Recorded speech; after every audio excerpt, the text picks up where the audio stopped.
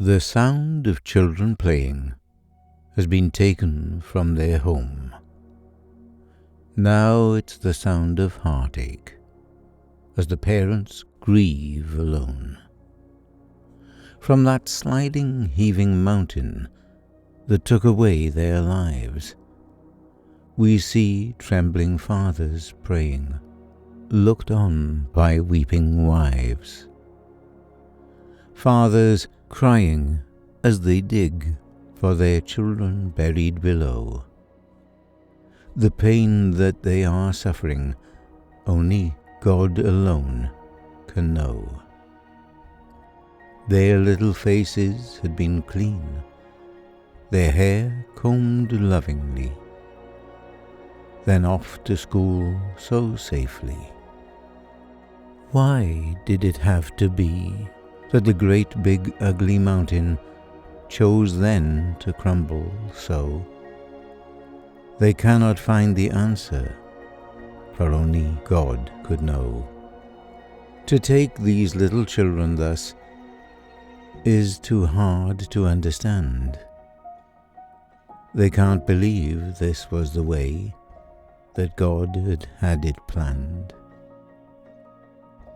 He gave these little children life that filled their parents' hearts and lent them for a little while, then drew them far apart.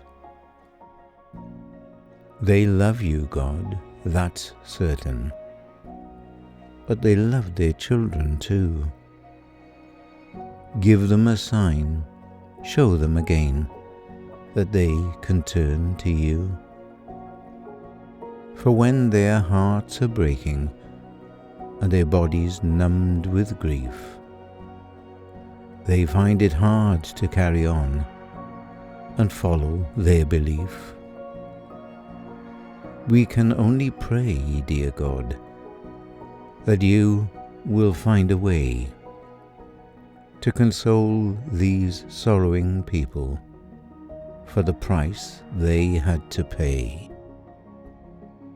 The ABERFAN disaster of the 21st of October 1966 that happened at around 9:13 a.m.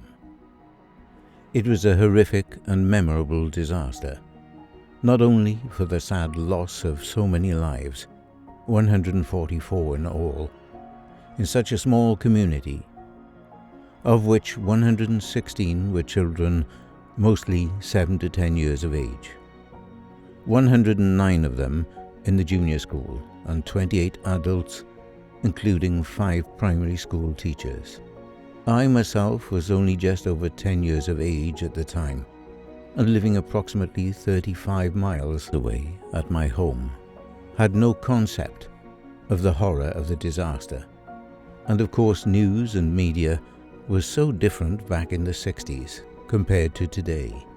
The poet who wrote the poem, originally titled My Thoughts on ABERFAN, was written during October of 1966, questioned, as so many must have done, how such a horrific and avoidable disaster could have happened, and felt, as the parents and grandparents of the many children whose lives were cut short, how it must have made them question why, that their faith in God must have been put to the test.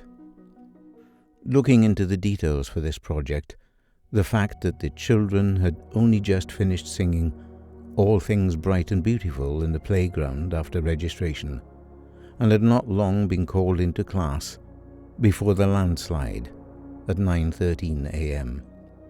The fact that it was the last day of half-term, and that had it happened a short while before, on the last day of school, or even on the following day, perhaps when school was to be closed for school break, how things could have been so different.